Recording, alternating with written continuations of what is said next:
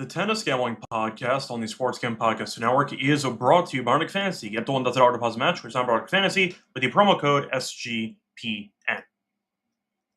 And welcome, everybody, to the Tennis Gambling Podcast here on the Sports Gambling Podcast Network. It is currently Tuesday night, July 1st, around 9:40 p.m. Eastern Time. I'm Scott Reichel, once again going solo for this pod. Time to get into the breakdown of the second round in Wimbledon. So we're going to break down a decent amount of the men's matches, not all of them, but a decent amount. For that, though, a reminder that you can help support the show by like subscribing on YouTube, reminding us to leave a rating and a review on Spotify or Apple. So podcasts can be found multiple ways, either on YouTube in the live stream, YouTube in the video format afterwards, or find it on Spotify or Apple. No matter how you consume the show, you can help the show grow by leaving a rating interview on Spotify, by leaving a rating interview on Spotify or Apple, and leaving a like and subscribe on YouTube. Plus, a reminder, you can check the merch store on the SGPN website. We have a lot of great tennis merch. We have sweatshirts, t-shirts, and mugs. High quality, very affordable, different colors as well. So check that out. Plus, a reminder that you can find all of our picks and podcasts on the SGPN feed, whether it involves Spotify or Apple, or even going to the SGPN app. Check it out. Get a review to get your podcast absolutely free. Starting off with the actual recap of what happened in the first round on the men's and the women's side for the actual lock and dog picks. Unfortunately, not a good week, or I should say collection of episodes for us, as we did go 1-3. Couple of annoying losses in there, but I'll go through them individually. For the men's episode, not great as we went 0-2. We had Sinner under 3.5 sets with Alcaraz under 3.5 sets at -123. Phenomenal price, found a rogue line on DraftKings, and unfortunately, Alcaraz lost 2 sets to Fognini. So that was definitely not what we thought would happen. Alcaraz actually up a break in the second set. He ended up choking it. Didn't matter in the end, as he lost the fourth set anyway. But either way, pretty embarrassing by Alcaraz to go to 5 against Fognini. But either way, picked up a loss there for the lock. For the dog, ended up winning the first leg with Evans' money line. Unfortunately, though, the Shevchenko-Opelka match did not go over as it ended in straight sets. Pretty annoying loss there, as Shevchenko had multiple chances to win different sets. Shevchenko led 5-3 in the second set. Lost 4 games in a row to Opelka. He was serving for the set, and then he got broken 2 times in a row. Then he had 15-40 in a game in the third set. He also was up a double mini break in the tie break in the third set, and he choked it. So Shevchenko had chances to win multiple sets, didn't convert, and eventually did lose in straight sets. So either way, picked up a loss for the dog as well. The women's side ended up splitting our 2 picks. For the lock, we ended up losing Golubic on the money line at -137. Went to 3 sets, did not show up for the third set as she got buried, picked up a loss there. For the winner, though, that we had, the only winner we had Siniakova, plus 2.5 games at +100 against Zhang, which was never in doubt as she ended up winning outright. Zhang's been really bad in Wimbledon her entire career. Decent plus money price if you actually got the money line, but we played it safe, took the spread, and that got there. So once again, not a great collection of episodes for us with the first round, but I'm still annoyed Shevchenko ended up basically falling apart there in the second and third sets, and Alcaraz lost 2 sets to Fognini in 2025. But either way, point is time to move on into the recap in a greater depth of the first round. The real story of the first round is pretty simple. Who is actually good at tennis? Because a lot of ranked players ended up losing. 13 men's ranked players ended up losing in the first round. On the women's side, 2 of the top 3 seeded players ended up losing, as Goff and Pegula each lost in straight sets. Embarrassing, but either way, the men's side wasn't much better. To go through the actual matches on once again, Monday. Starting off with Manarino, ended up beating O'Connell in straight sets. Bonzi beat Medvedev, which was the first shock of the card, as he won in 4. You saw Tiafoe beat Muller in straight sets. You saw Heshka beat Delian in 4. Tien ended up beating Bosvaretti in straight sets. Bellucci beat Crawford in 4. You saw Tarvit win against Reddy. You saw Thompson come back from 2 sets down as he won in 5. Nori beat Agut in 4. You ended up seeing Papirin lose as well, as he lost in 4 sets to Ferry. So embarrassing loss there by Papirin. You saw Harris beat Bergs in 4. Jari came back from 2 sets down against Rune as he won. And then Rune explained in the post-game press conference that he would have won had he not been injured and hurt his knee. All right, good luck with that, buddy. Either way, nice win there for Jari. I believe that was his first ever 5-set win in his career. He tends to win quickly. I think he was 0-5 in 5th sets, but nice win for him as he got the job done in 5. You saw Tsitsipas get injured, and he ended up quitting after 2 sets. Apparently hurt his back earlier in the week, tried to tough it out, didn't work out as he lost in straight sets. Alcaraz won 5 against Fognini. You saw Darderi go 5 against Sifun as he won. Borges beat Cerundolo. Cerundolo really bad on grass. They saw Felix beat Duckworth in 5. Fonseca won in straight sets against Fernley. Quinn ended up winning in 4. Khachanov looked good. He won in straight sets. You saw Harris win in straight sets. Garin won in straight sets as well. Rublev made it interesting for a bit as he ended up winning in 4. Struff beat Misalic in 4. You saw Berrettini come back and lose. I'll give him a pass there. I know Mychik wasn't exactly in great form, but Berrettini has been injured a lot, has not played in over a month, had no grass practice matches entering the event. I'm not as shocked as most that Berrettini went down early in the first round. You saw Fokina, you saw Brooksby, and you saw Diallo all win in straight sets. Griekspoor won a title and then immediately no-showed Wimbledon as he lost in straight sets. So moving on to the actual matches on Tuesday, you saw Mickelson lose as he came back from a set down and he ended up losing in a final set breaker. De Minaur won as he beat Baena in straight sets. Kaza ended up beating Walton in 5. You saw Vukic win in 4. You saw Sonego, Morozin, and Paul each win in straight sets. Eubanks came back and he lost again as DeJong beat him in 5. I actually give that out on VSiN if you ended up backing that. Basilashvili ended up beating Musetti in 4, another upset there. Not as shocking to me because Musetti made a good run at Wimbledon last year. We all know that he is definitely a clay specialist, so I'm not totally shocked that Musetti completely overachieved one year and then no-showed the entire tournament this year. But he apparently was banged up a little bit. You saw Basilashvili look sharp and was able to beat him in 4. Nice win for him, though, who's kind of been up and down for the last couple of years. He used to be a ranked player, and then he had to go back to the Challenger, etc. A nice job by him to get the job done in 4. Shapo ended up losing to Navone on grass, which is absolutely embarrassing. Navone has no grass pedigree at all, and Shapo, being a clown, lost in 4. Bublik, though, it's a fun one. Bublik was a guy who we saw beat Sinner on grass. We saw him have a very impressive run. He beat Medvedev, ended up winning a title in Halle. And you figured, okay, maybe he might be poised to do some damage in Wimbledon. We saw some people recommending to give him out to win Wimbledon. And he lost in the first round to Munar. In classic Bublik fashion, as soon as he reaches the ceiling, he falls off a cliff. So Bublik ended up losing after winning his grass tune-up event by beating Sinner and Medvedev, and even Khachanov in that tournament. And he lost to Munar after leading 2-1. So that's pretty funny. But if you ended up backing Bublik to win Wimbledon, you got to reevaluate your betting process. There's no chance that Bublik would ever win a Grand Slam. He's not winning 3 out of 5. It's not going to happen for an entire Grand Slam tournament. But nice win by Munar, who almost beat Alcaraz a couple weeks ago on grass and was able to get a big win against Bublik in 5 sets on Tuesday. You saw Sinner beat Nardi comfortably. Nardi's not any good. You saw Medvedev retire as Ofner beat him in a set and a half. You saw Martinez win his first grass match in 3 years. So congratulations, beating Lofhagen in 4. You saw Rinaldi lose in straight sets. Evans beat Clark in straight sets. Mochizuki beat Zeppieri in 5. That was one of the matches that got suspended after they did not complete the 5th set in the previous day. But nice comeback by Mochizuki, losing the first 2 sets, come back and winning in 5. Mutet beat Comasagna. You saw Fritz beat Perricard after they stopped the match after 4 sets. Yesterday, they came back and they finished the 5th, and Fritz did win in 5. Holmgren upset Hallis in straight sets. We saw Makic beat De Zoomer in straight sets. Rinderknech beat Zverev in 5, another upset there for the most disappointing generation in tennis history. But you saw Rune, you saw Tsitsipas, you saw Medvedev, and you saw Zverev all lose in the first round, which is pretty funny. But nice win by Rinderknech, who ended up losing the 4th set and was able to win the 5th. Nice job by him.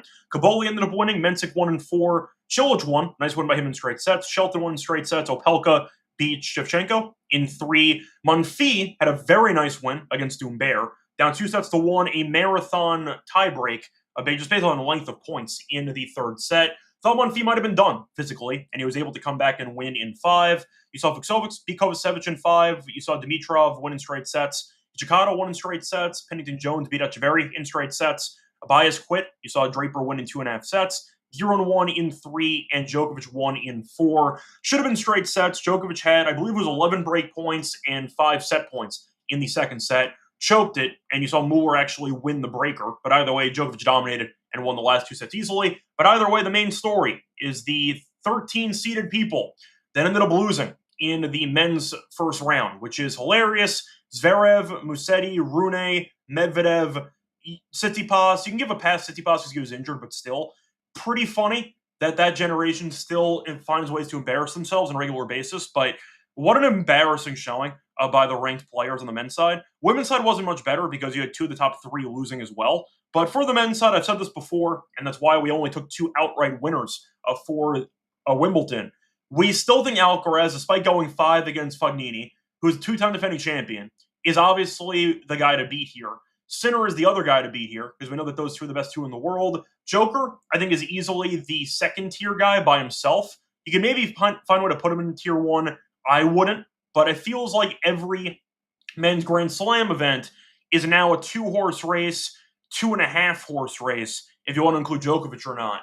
Nobody else has a chance. That's what it feels like at this point. It's kind of reminding me of the early Federer-Nadal era, where they just won every Grand Slam every year, and then eventually you saw Djokovic break through, and a couple guys broke through. But there was a couple-year period where Federer and Nadal just ran the entire tour, and nobody could beat either of them in Grand Slams, and you got basically one of them losing the trophy at the end of each event.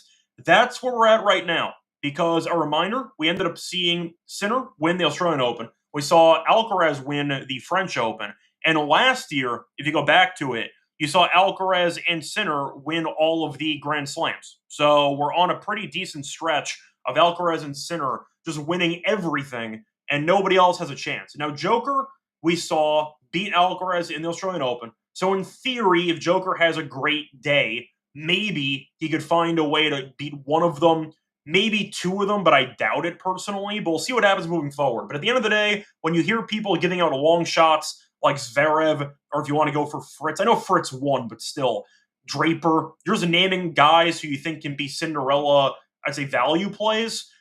There are no Cinderella value plays. All these guys aren't good enough to win Grand Slams. That's my point.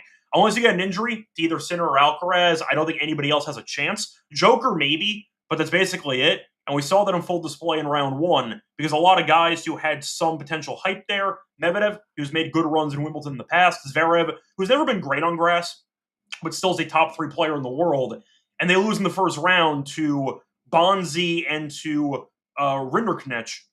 That kind of sums up the point here. The men's tour is pretty weak up top, at least when it comes down to depth. We know that Alcaraz and Sinner are all the way up here, and everyone else is down here, and Joker's somewhere in the middle. So there you go. Point is, though, a lot of seeded players lost, but you saw Alcaraz and Sinner advance, so a grand scheme of things, nothing really changed. Do you want to briefly rant, though, about something before we get into the preview of the matches in the second round? I want to talk about Wimbledon and the curfew rules again, because I still think the way they handle the schedule on center court is moronic. So if you're not aware of it, Wimbledon has this very weird rule where they only start matches on center court at 1:30 local time. They will not start before that.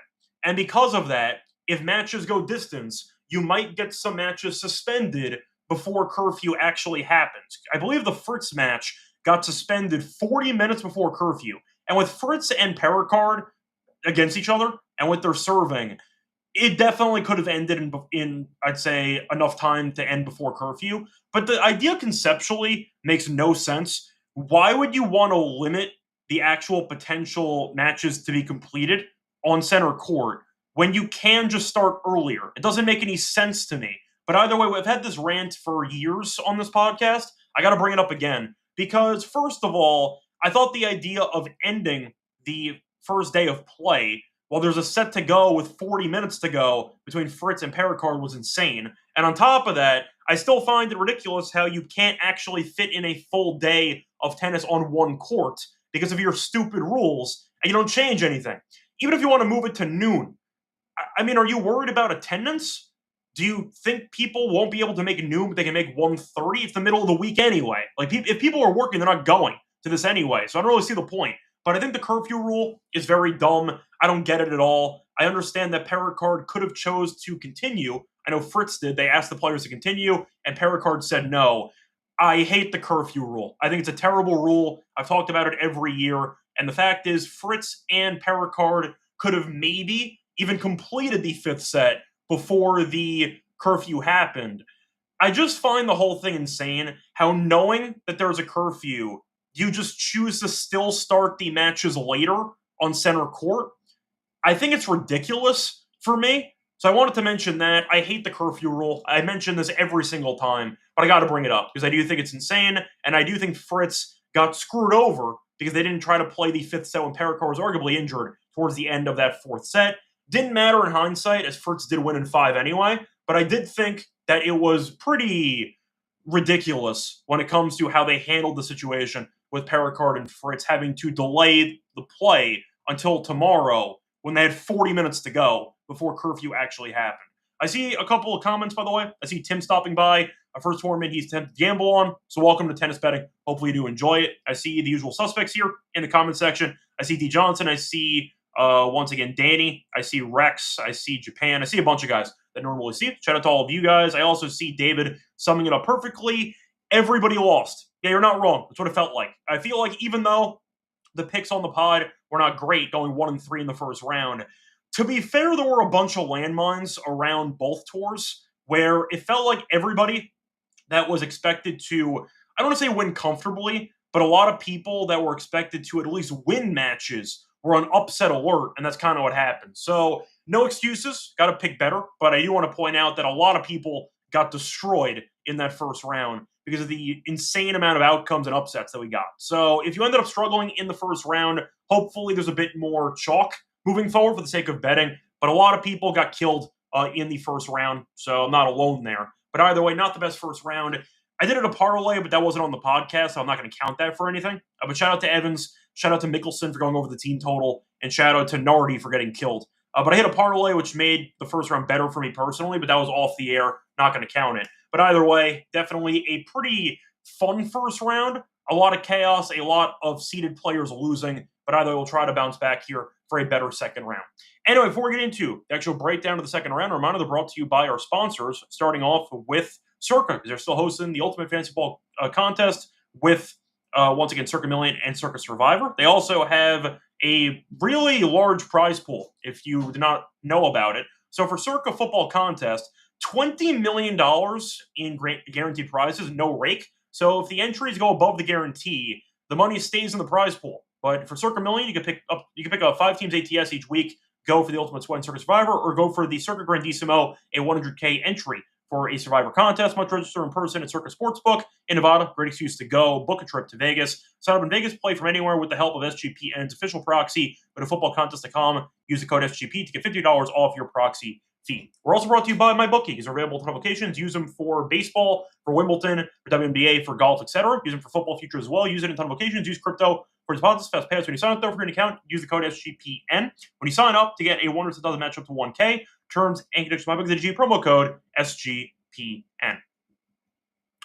Welcome back, everyone, to the Tennis Game Podcast. Finished going through the recap of the first round. Time to move on into the breakdown of the second round. Once again, not going to go through all the matches. We're going to cover some over the course of the next 2 days. So, I see Ginger mentioning that rain might be an issue. What else is new? That's kind of the thing that we've had that I forgot to mention as well, which made the first 2 days a bit weird. We had a heat wave in London, so you actually saw 90 degrees, and a lot of people were struggling with the actual weather. Normally, we get a bunch of rain and a bunch of actual delays in play.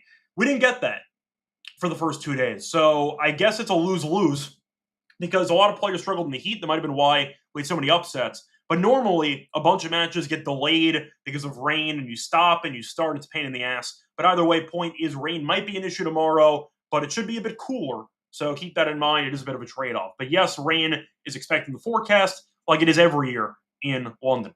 Anyway, moving on to the matches we're going to talk about here for the Wednesday card. Starting off with Mannarino taking on Royer in an unexpected matchup there in the second round. You saw Mannarino at about minus 200. You have Royer at plus 155. For the spread, minus 3.5 for Mannarino, plus 3.5 for Royer. The over-unders at 39.5. And both guys were in good form. We saw Mannarino win in straight sets in the first round. Played against really nobody worth a damn. Played O'Connell, who's really bad on grass. Did go through qualifying, dropped one set in off qualifying. So overall, he's in good form. As for Royer, pretty similar story. He ended up dropping one set in qualifying as well. Beat Tsitsipas, who was injured in 2 sets, and a retirement. So based on the head-to-head, there is none.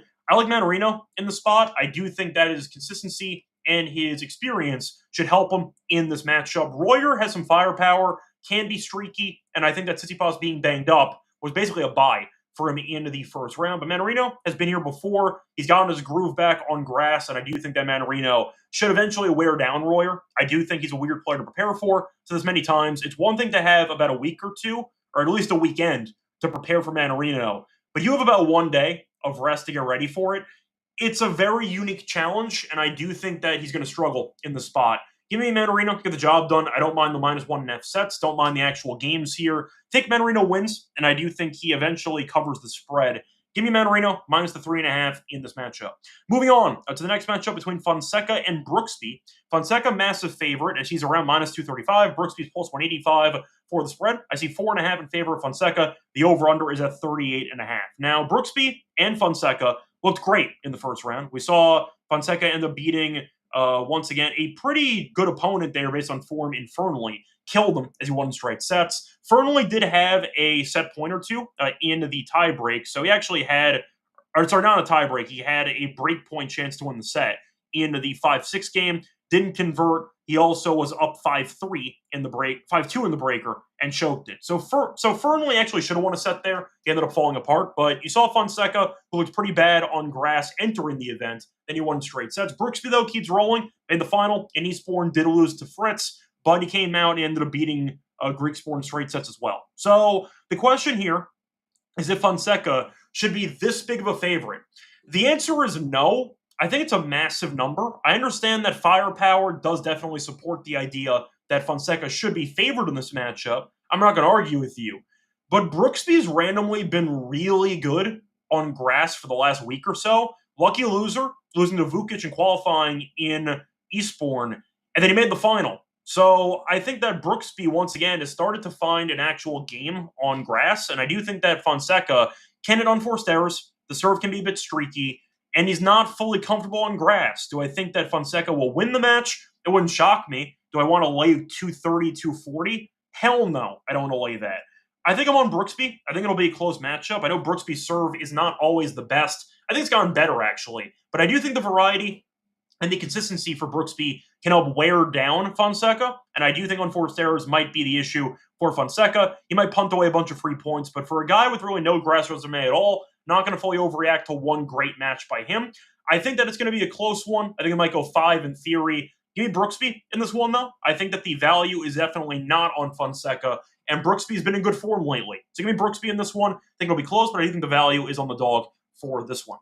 Moving on to the next matchup. Going to go to the matchup between Borges and Harris. Borges, though, is a favorite as he's around -175. Harris is +135 for the spread. You have -2.5 for Borges, +2.5 for Harris. The over-under is at 40.5 games.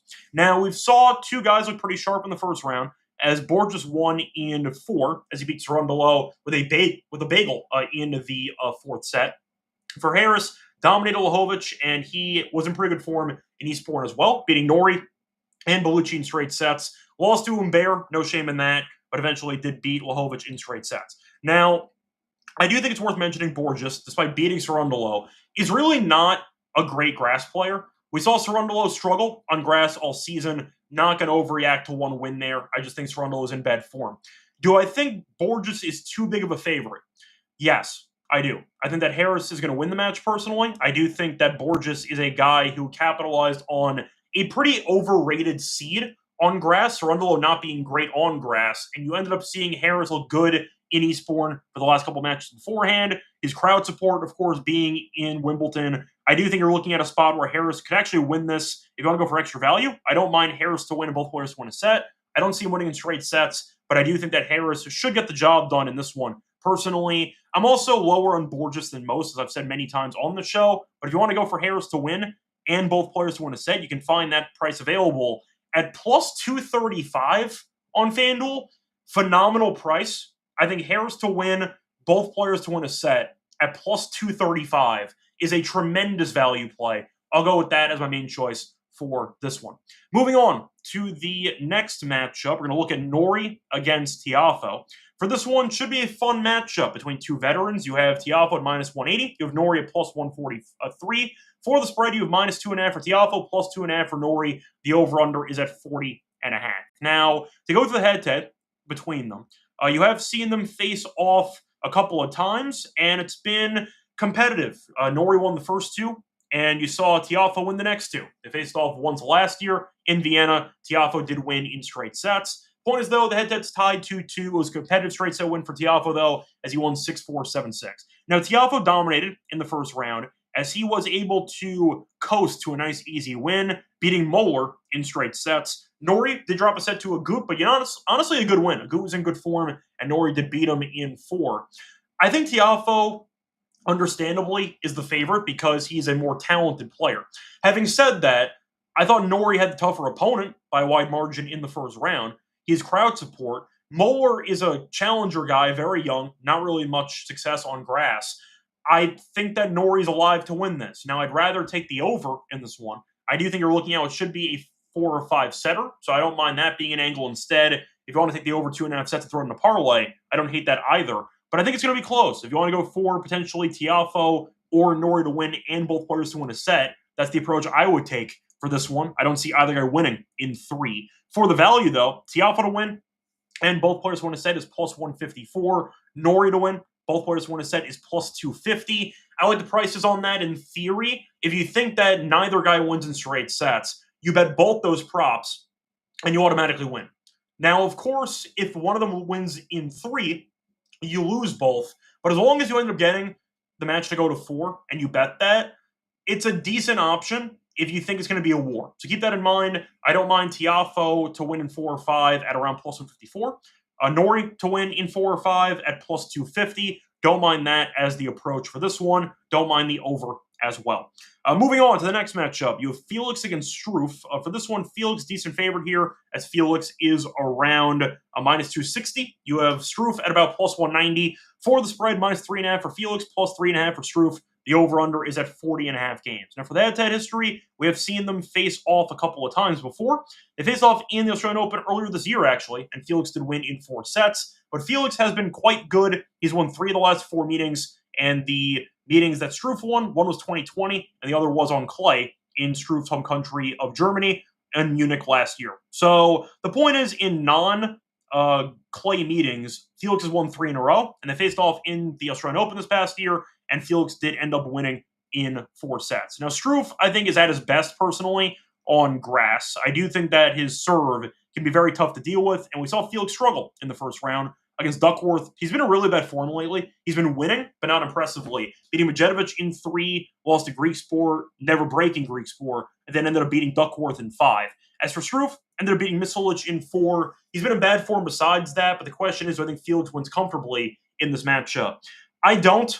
I think he'll win, but if Struff pulled it out, I wouldn't be shocked. Felix has been quite bad, but I do think it's going to be a marathon. I do think that Felix will eventually lose a breaker. I think he'll win the match, though, and I don't trust him enough to actually win in straight sets. So I'm going to go back to the actual prop I keep mentioning, which is the player to win and both players win a set. And Felix, once again, is at minus 250. You throw in both players win a set, suddenly it's plus 140. Good price. I'll take that. I think that Felix wins in, if I had to guess, 5. I think it's a marathon. I think it'll be close. But either way, give me Felix as the better player to eventually outlast Struff in a 5-set marathon. Moving on to the next matchup. Where do we want to go here?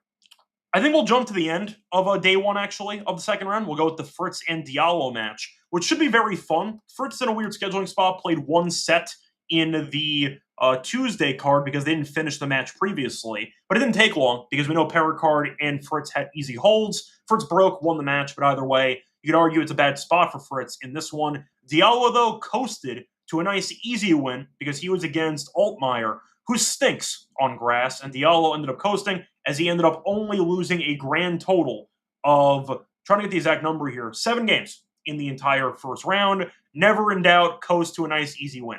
Now, for the actual matchup, should be close, just based on the actual serving quality and based on the, I'd say, skill that both guys possess. Fritz is minus 315. Diallo is about plus 230. The over-under is at around 41.5 or 42.5. And for the set spread, you have Fritz minus 1.5 sets at minus 140. You have Diallo plus 1.5 sets at plus 108. No history in the head-to-head, so nothing to really go by historically speaking. But for the sake of the matchup here, Fritz, I think, is the better player. But do I trust him? No, not even a little bit. I think that Perricard is a good server, has still not been great on grass. We saw Fritz punt away one of the breakers, but then Perricard redid the favor as he punted away the 4th set breaker. So balanced out, But I do think that Fritz is a guy who, despite winning in Eastbourne, still drops sets left and right. He did drop a set in every match besides the final against Brooksby. They dropped 2 sets against Perricard in the first round. I see it being close. I think Diallo can definitely win this match. I think the price feels massive on Fritz. I think it's Diallo or pass, personally. I don't see any value taking Fritz at like minus 315. I think Diallo is the only option for me. If you want to go for the over, I don't mind that either. I think it should be competitive and should be fun. But I do think it'll be a close matchup that has some tie breaks, that has some distance. I'll go with the over in this one. I'll go with Diallo, actually. I think it's a good upset spot for him. Fritz played well in that 5th set, but I do think that Fritz is a guy who can still fall apart any moment. And Diallo has proven when he's not tired with a big workload, he's dangerous on grass. He won a grass title a couple weeks ago, but I do think that having a good serve, some volley skills, and Fritz, who had to play a set yesterday, or today, I mean, it is a good spot for Diallo to keep this matchup very competitive and interesting. So I like the over in this one. I see Rex asking about it. Yes, I like the over for this matchup. Think it's going to be a competitive one. I think Diallo can win it. I think I'd take him for the value, but I like the over for that matchup most of all. Moving on to the matchups on Thursday, starting off with de Minaur against Kaza. Now, de Minaur is a massive favorite in this one, as de Minaur is around like minus 900. It's a massive line. But for the actual, sorry, just pulling up the exact pricing for de Minaur, I believe I saw minus 900 going around. Let me just quickly see if I can pull that up quickly. Sorry, just trying to find it right now. So de Minaur is minus 1,000. You have Kaz at around plus 660. For the over-under, I see 33.5 games. Now, de Minaur did win in straight sets against Baena, and you saw Kaza win in 5 against Walton. I think this money line and this actual number is insane. De Minaur has been really bad for the last couple months. Yes, he beat Baena, who barely played on grass at all and was injured. So a pretty favorable draw for de Minaur in the first round. And you still saw a set go to a breaker. But he lost to Leheshka on grass in straight sets. That was it. That's the only 2 grass matches he's played all season. Kaza, though, has been good. Went through qualifying. He ended up beating Walton, who I think is underrated, in 5. I think it's going to be a closer match than people think. I think de Minaur should win. Minus 1,000 for a guy that's been in pretty bad form lately.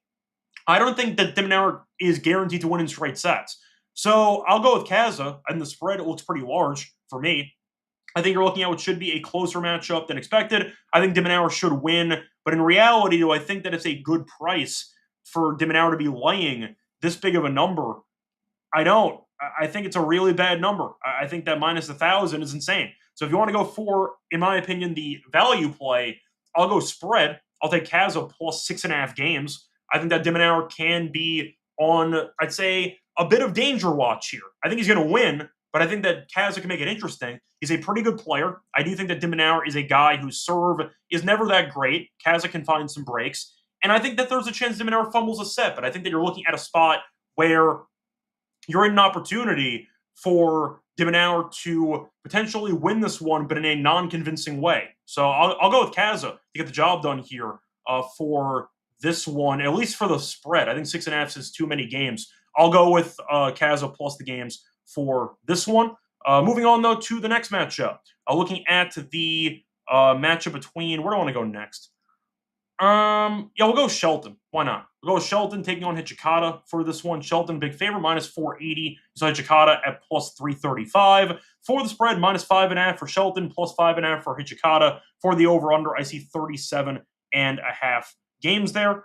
For the history, they faced off a couple of times. Faced off on grass, actually, last year. And Shelton did win in straight sets. Shelton, though, is 3-0, and he's never dropped a set against Hijikata. So keep that in mind. He actually won the last set on grass in a bagel against Hijikata last year. So Shelton looked pretty good in the first round, was in bad form entering the event, losing to a TN, and the Rinderknecht loss actually aged pretty well because he ended up beating Zverev in the first round. But Shelton beat Bolt in 2 breakers and a 6-4. Looked good overall. As for Hijikata, he looked good as well. Goffin, though, is on the verge of retirement, and he dropped 5 games in the entire match. So a great showing there by him.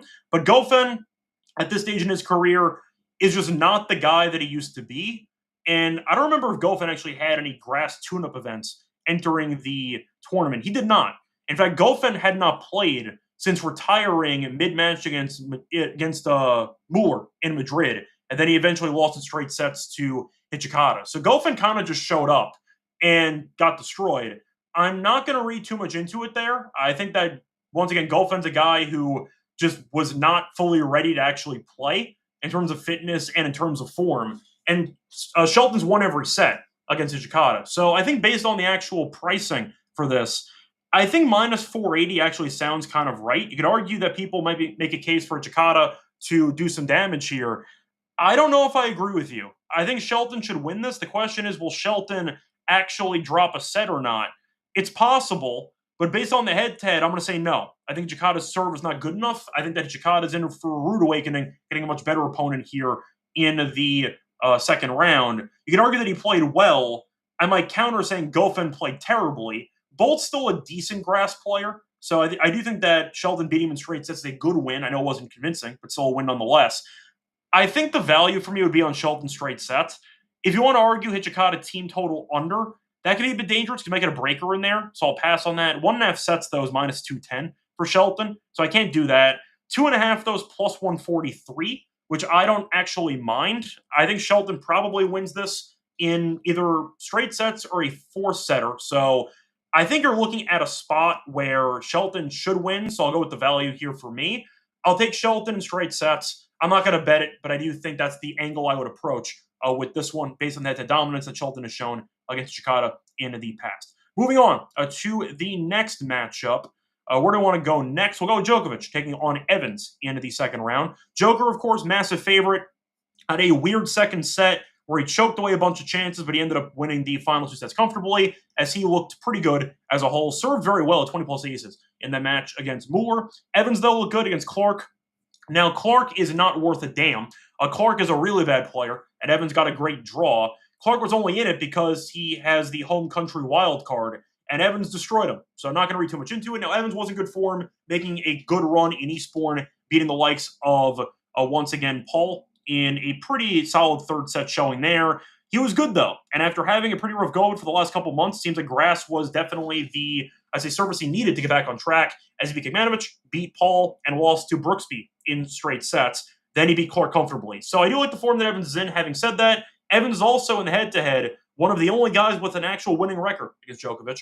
Played in Monte Carlo 2021, and you saw Evans beat Djokovic in straight sets. Does that matter? No. But fun anecdote, Evans does have a 1-0 record against Djokovic in the head-to-head. Now, Joker had some injury timeouts, and he looked a little bit out of sorts. It's Joker, though, that we're talking about, not going to, once again, read too much into it. Joker does tend to, I'll say, exaggerate some injuries and some of his gamesmanship with stalling and trying to take his opponent off of their rhythm. But Joker, I thought, played well for the most part.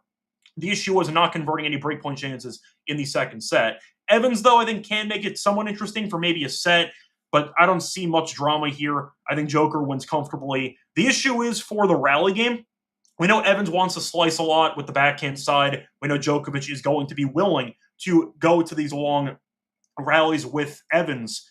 And I just think Djokovic is going to outlast him. I think Evans can maybe make one set competitive, unless Joker acts up again physically in terms of illness or injury.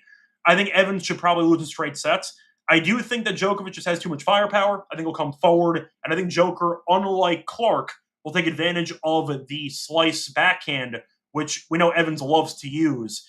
I see Joker coming forward a lot, actually. I think Evans might be picked apart with the backhand slice. Joker might go after it, charge the net, shorten points, and try to use his volley game to put points away quickly. Evans also not the best server. He's fine, but I think it's going to be a straight set win for Djokovic. I do think that it's going to be a situation where Joker should be fine. I see Dozbik mentioning that Djokovic had a stomach issue, which he should be over by the time this match starts. So I do think after having a bit of a stomach issue midway through, he'll be fine for this matchup. I'll go with Djokovic in this one in straight sets. We're trying to find value on the matchup itself. It's a bit tricky because the total in this match is at about 31.5. I think I'll go under on that one. I mean, Evans at 12.5 games. Do I think if he ends up going to a breaker, do I think he'll get to 3 and 4 in the other sets? I think it's possible. Joker's at 19.5 games. I think I'd go under on that, because even with one breaker, if he still wins the next two sets, you're still fine. I'll go with that approach. Give me Djokovic team total under 19.5. I think he'll win. I think that he looked very good besides the flare-up in that second set. And I think that Evans had a pretty easy opponent in the, once again, first round. We saw Evans maybe run out of gas in that event in Eastbourne. But Brooksby was able to wear Evans down keeping the ball in play and by being aggressive. And I think Djokovic can borrow something from that playbook. So I'll go with Djokovic once again, team total under 19.5. I think he beats Evans convincingly here in the second round. Moving on to the next matchup, going to look at Dimitrov against Mutet. Interesting matchup taking place because Dimitrov was actually healthy enough to complete a match for once. Congratulations, as he ended up beating trying to remember who he ended up beating. Nishioka in the first round. Mutet, though, ended up beating Comasagna, who's not that great on grass in straight sets. Now, Dimitrov's minus 175. Mutet is around plus 145. For the actual over-under, I see 39.5 games. For the spread, I see 2.5 games for Dimitrov, and I see Mutet plus 2.5 at minus 110. Now, for the head-to-head history between them, they have faced off a couple of times. Dimitrov has been up and down against them. Faced off in Wimbledon 2019, Mutet beat him in 5 sets. And they faced off in Melbourne in 2021, and Mutet also won in straight sets. So Mutet is quietly 2-0 against Dimitrov in the head-to-head. In the Wimbledon meeting, you saw Mutet lose the first 2 sets, come back and win in 5. Now, Dimitrov looked good in the first round. The question, though, is physically, will he hold up if the match goes distance? I don't know about that. We saw Mutet make a deep run in Mallorca, losing the final to Griekspoor. He looked great in the first round. A great draw for him, getting Comasagna. Dimitrov, though, got a great draw as well because Nishioka has been injured and he can't stay healthy. So I do think for the price itself, I don't see much value on Dimitrov. You have a guy that's 2-0 against Dimitrov and a guy who's in good form who made a grass final last week. Dimitrov, though, has barely played. I think that this price actually feels pretty large for Dimitrov at 175. You could argue that you might be tempted to take Dimitrov because he's the better player when healthy. But he's 0-2 lifetime, and he's barely completed matches over the last couple of months. So give me Mutet for the value. I think it's going to be a close matchup. I do think that it should come down to the wire. But if this matchup goes 4 or 5, do I trust Dimitrov to actually hold up physically? I don't. So I'll go with Mutet in this one, potentially in 5 sets again. But I'll take him in the spot. He's been good on grass. I think he'll look sharp again. I think the value is on Mutet, if anything, for this matchup. Moving on to the next matchup. Where do we want to go next? I think this will be the last matchup we talk about, actually. I'll look at the matchup between Draper and Cilic.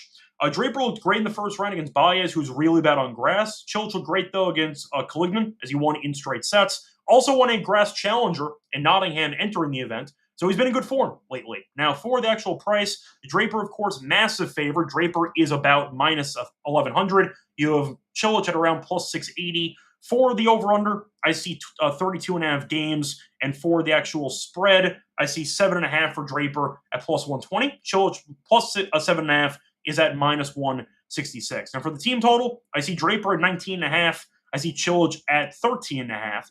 Now, I do think Draper is a very solid grass player, but has he looked that great on grass this season? Not really. Baez was basically a buy because he's been in bad form anyway, besides not being good on grass at all.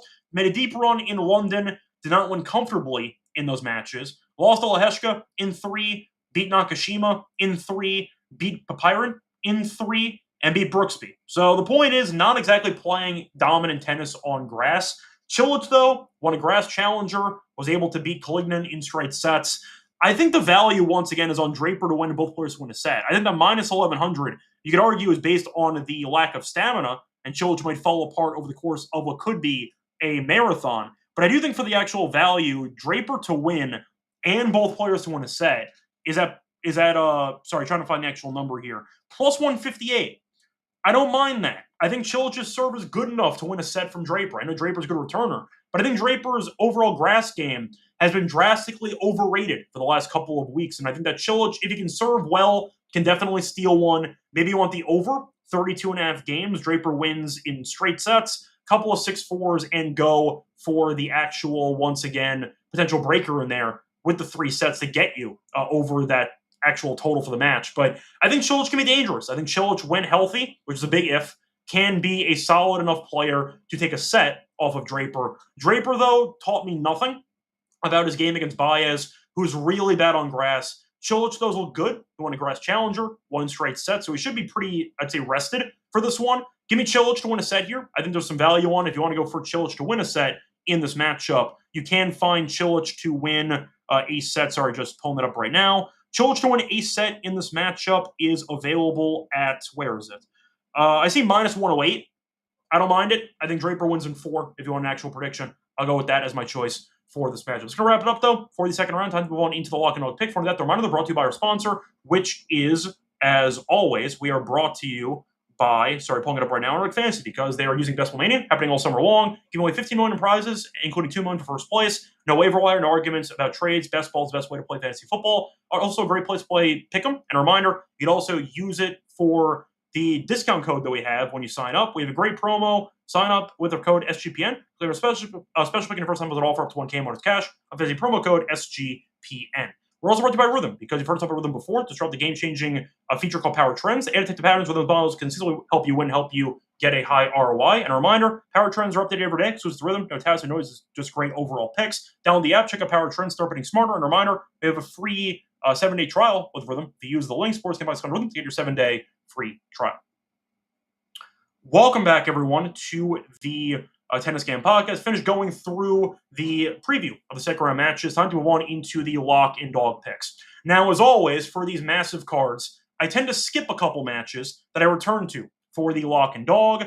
For the lock, I'm going to go to the matchup between Thompson and Bonzi, and I'm going to go with the over. 39.5 games here at minus 118. Both players solid servers. We saw Thompson go to 5 against Capriva. Then he found his rhythm. He played well the last 3 sets. Bonzi, though, played very well against Medvedev, 1 in 4. Main reason, the serve was really good. I think both guys should serve pretty well, but you're looking at the actual odds does support the over in this game. The tiebreak's minus 200 for any tiebreak in the actual match, and over 3.5 sets is at minus 190. You get a breaker and even 6 threes in the other 3 sets, you end up getting 40. So if you end up getting a breaker and at least 4 sets, you're in a very good place to cash the over. Thompson, though, has been dropping sets left and right. He's lost at least 1 set in 6 of the last 7 grass matches. And as for Bonzi, he's lost at least 1 set in 3 straight grass matches. So both guys are not exactly winning comfortably. And Bonzi played very well against Medvedev. I think he'll regress to some degree. But Thompson dropping 2 sets to Capriva is not a great look.